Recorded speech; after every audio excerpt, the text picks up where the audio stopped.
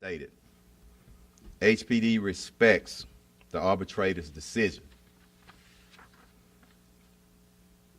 Although I was not the final decision maker when officers were indefinitely suspended, I believe that there was evidence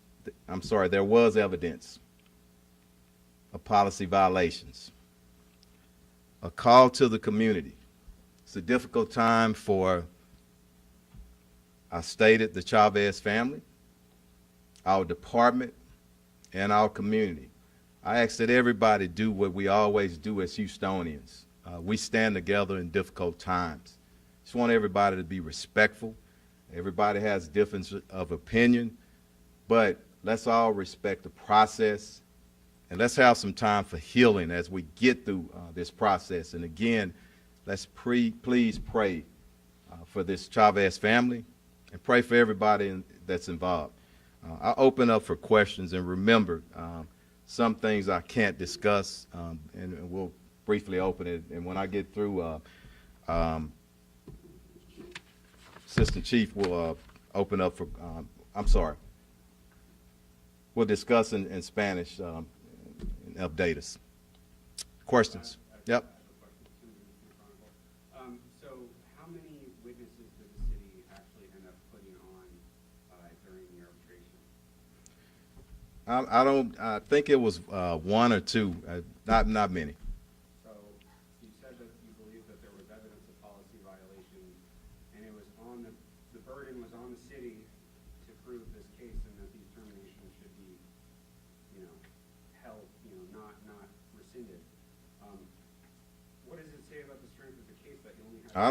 I don't want to speak to that, and I don't want you to speak for me. I said that that's evidence of policy violations, and that's what I'm going to stick with right now. I don't want to go any farther than that. That's where I'm at right now, and because of litigation. Do you believe that their firings were justified?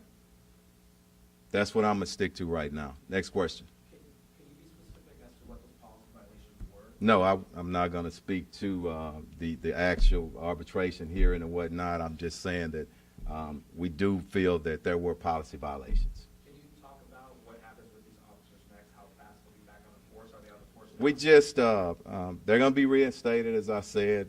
The process, and it's going to take, a few days probably. I don't know. We just received this information today, this morning. Do these officers receive any kind of back pay for the time that they were not on the force? That's part of their ruling. They will receive back pay.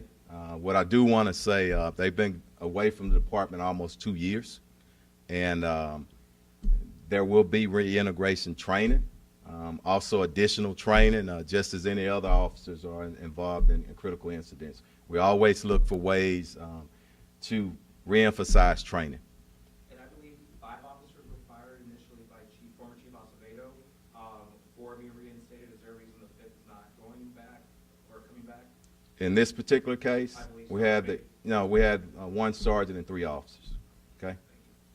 Anything else? Chief, we've seen time and time again where officers encounter a suspect, the police give commands, the suspect doesn't comply, and then multiple shots are fired on the suspect. Could you talk about what that policy is as far as that goes? I mean, 21 shots seems to... I don't want to get into specific shots. I will tell you this, the sanctity of life is important, is the highest priority with our agency.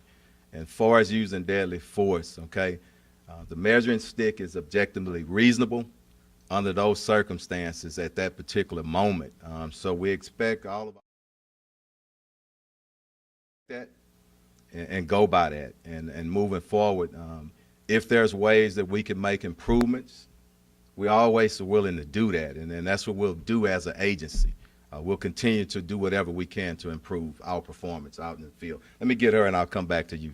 Yeah. In the 2 years, have there been any specific policy changes, and if so, what's changed surrounding mental health issues, and any policy changes that would be pertinent to this issue here? Well, I want to say one thing. As far as the training,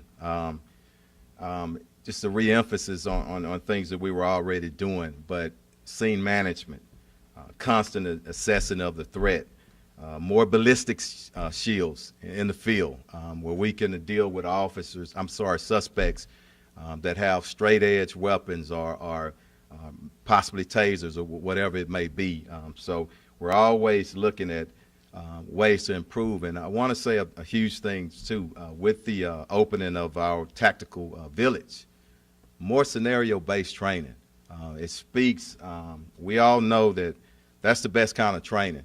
Takes a lot of time and it's a lot of money, but it's something that we can do more, you know, with our tactical village out at our training academy. So we're looking into that. Chief, I just want to make sure I have it clear, so no specific policies have changed, but there's been increasing training. Yes, Okay. yes, and it could be. Let me double back down on policies. Yeah, okay. And Chief, you said you asked for prayers for the Chavez family. It's obviously a difficult Yes. time for them. Have you personally communicated to them that these officers were going to be? Unfortunately, and thanks for asking that, you know I'm huge in reaching out to families. That's just a part of me. But because they're represented by counsel, I can't reach out to them. But I hope the family is looking and listening, as it our community. I want everybody to pray for them. It's very difficult when you lose a family member, okay? It's difficult on the police department as well. And I just want us all to take a chance for some healing and know that we're going to do the best that we can do for whatever improvements that we have to make with our agency. Chief, you said that these guys are going to be trained. Are they going to hit the streets first, or will you train them before they hit? Never hit the streets first. It's always following training, reintegration training. Remember, again, they've been away for 2 years, almost 2 years. So, yeah. Yeah, I guess I just have a question here. You talked about wanting to go into the community for the Chavez family, but, you know, sitting outside of all this, it looks like the shooting happened, officers got fired, there was no charges of any kind. Federal lawsuit looks like it'll probably get dismissed. Now the officers are back on the force. So what does this send about, what message does this send to other officers about the police department's ability to discipline officers that they think are acting out of line? I'm not going to go there. I think we're going to do the right thing here. I said department, I said community, and I said the family. That includes everybody, and I'm going to leave it at that, okay? One more question. Thank y'all. In Spanish, Chief Garcia, thanks.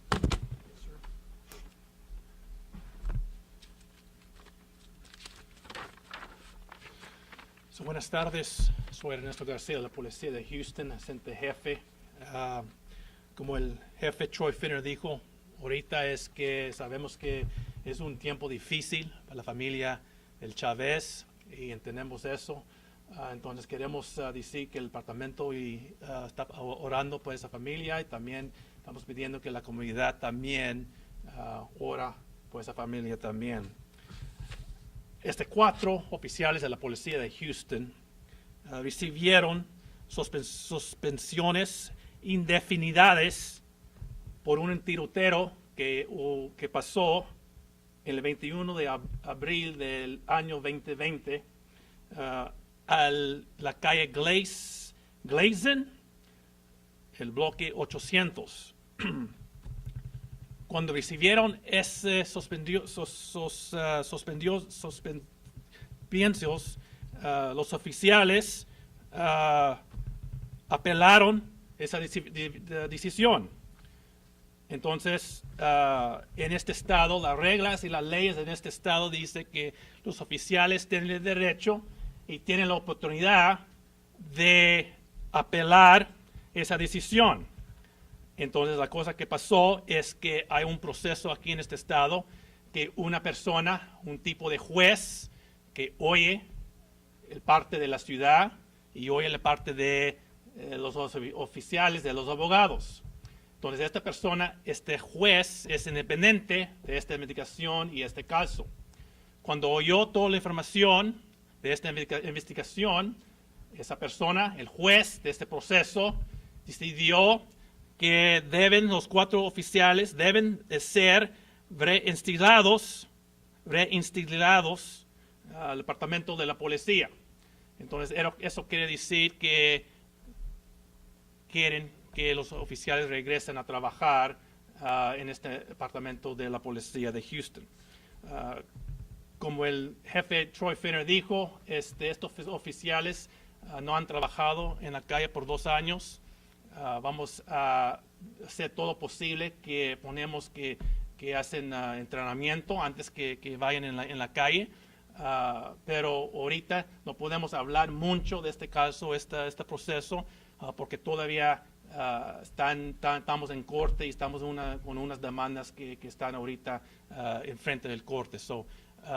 Como dije, estamos orando por la familia y si ustedes tienen unas preguntas, puedo contestar unas. ¿Me puede decir sobre lo que comentaba el jefe de la policía, que hubo posibles violaciones a la póliza y que este juez independiente pudo así de esta manera tomar la decisión de que los oficiales se reincorporaran? Sí. Pues como dije antes, el proceso aquí en el estado, hay leyes aquí en el estado que dice que una persona, como ejemplo, como este tipo de juez, que puede oír cosas, oye cosas de un lado, oye cosas del otro lado, y cuando hace la decisión, entonces hace la decisión después de oyendo toda la evidencia y toda la información de en este caso.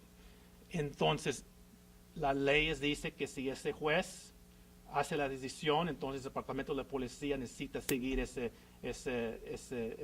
decisión. ¿Qué mensaje tienen ustedes para la familia Chávez, quienes sabemos han entablado una demanda?